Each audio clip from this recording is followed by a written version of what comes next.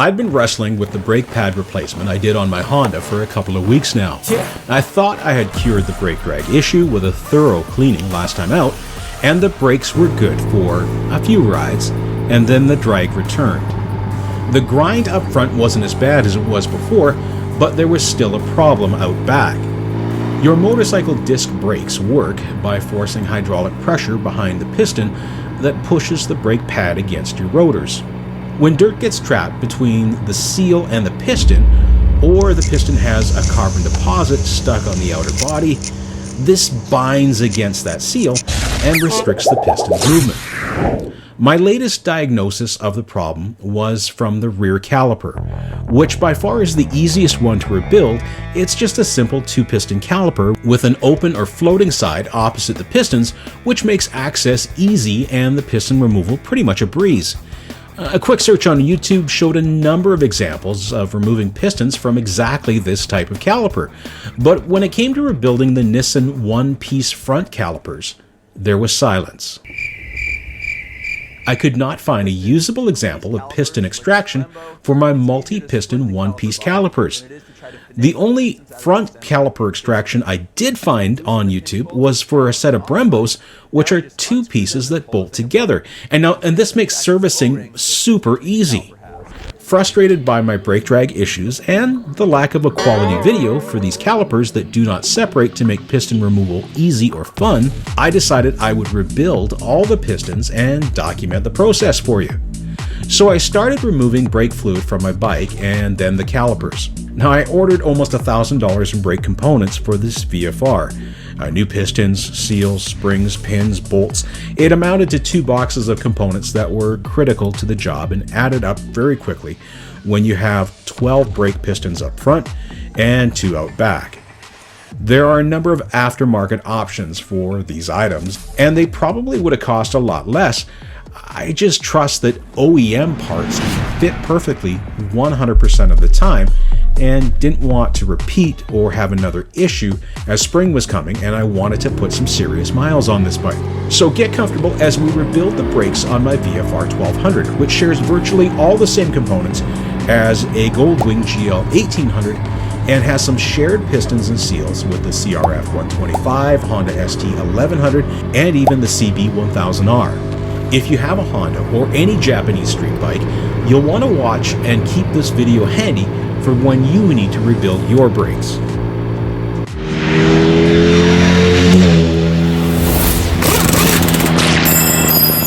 Once separated from the bike, I moved the calipers to the workbench.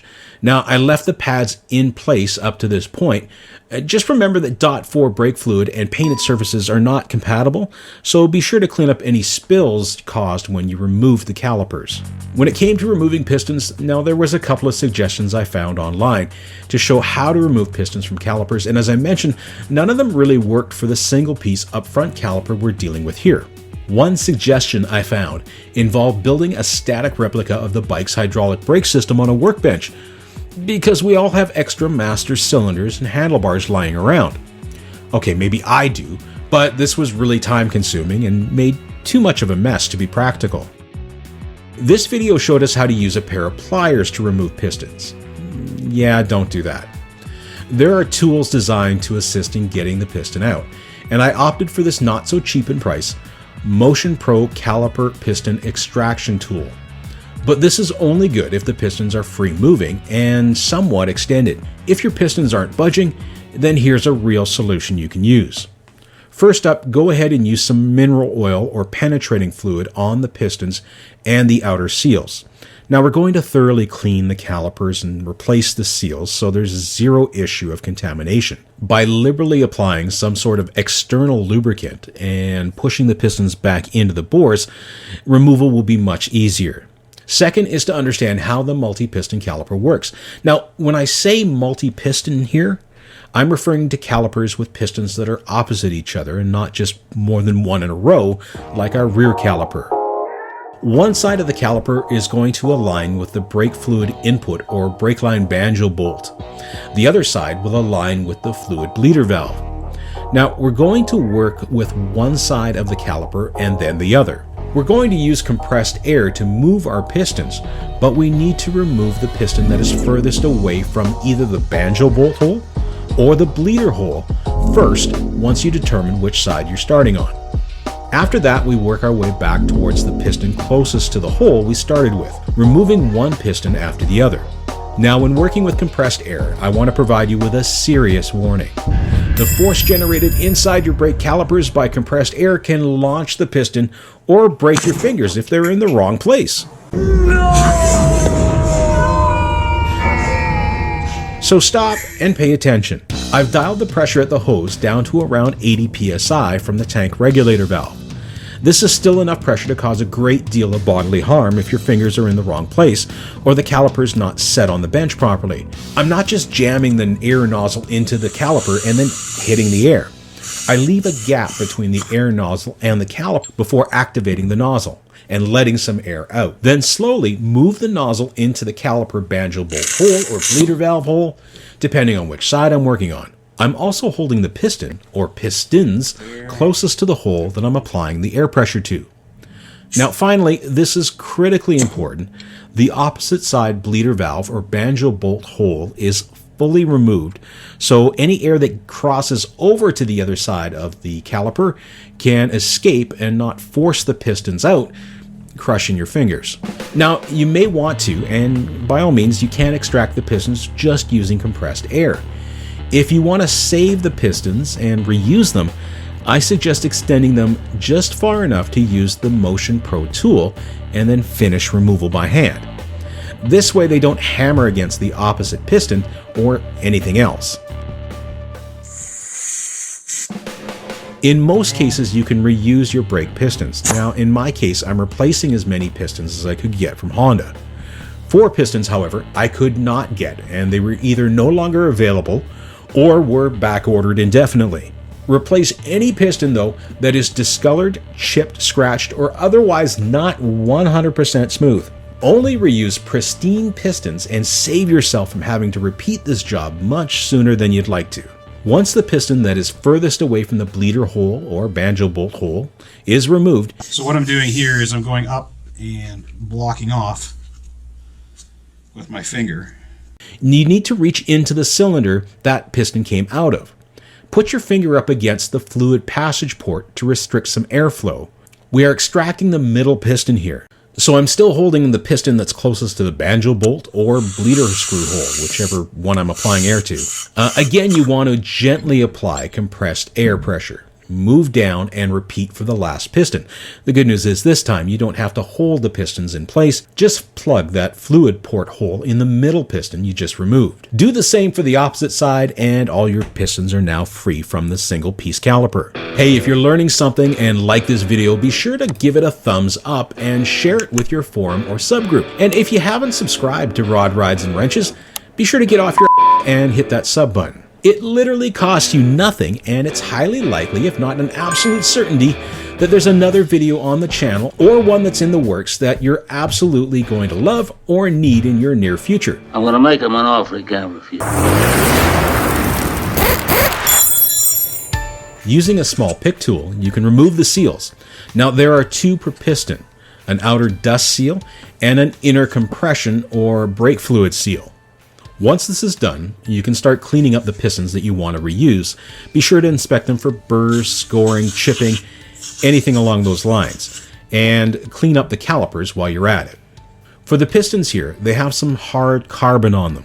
The best and safest way to remove this sort of cooked-on dirt is to use mineral oil, or in my case, I'm using WD-40, which is primarily mineral oil. Spray some in a small container and soak the pistons to loosen up the dirt. I'm using a soft scrub pad to free all the gunk from the pistons before thoroughly cleaning them with brake clean and wiping them completely dry. The 4 pistons I'm saving are different sizes for different cylinders in the calipers, so I labeled the plastic tray they're in to remind me of their placement. For the calipers, I'm using just a degreaser and some soap and water, using compressed air to dry the calipers completely free of water. I also let them sit out overnight over a heater just to make sure that there was no moisture in them whatsoever. Ready for assembly, we have our clean calipers, new pistons, new seals, and some clean, brand new in a can .4 brake fluid. I'm lubricating the main seal prior to installing it. Now this will make the piston slide in easier. For the outer dust seal, you can use brake fluid or silicone grease. Now it is tedious to replace this many seals, so just be patient. And by the 9th or 10th one, you'll definitely have the hang of it. Some caliper seals have a tapered inner edge. If your seals are like this, it's important to make sure that the seal is positioned with a narrow end or taper to the inside of the caliper. Our Nissin calipers do not use a tapered seal, so we can just go ahead and install them. Don't use any sharp or pointed picks to install the seals, since you run the risk of damaging it. I'm using a small flathead screwdriver from time to time, but I found I could get the seals in by just using my fingers. I just seat half of the seal in and then kind of reach in and pull the other half of the seal in as well. Now it's time to install the pistons. Give each piston a wipe with a clean cloth, even if they're brand new, and apply plenty of brake fluid to the piston's outer wall.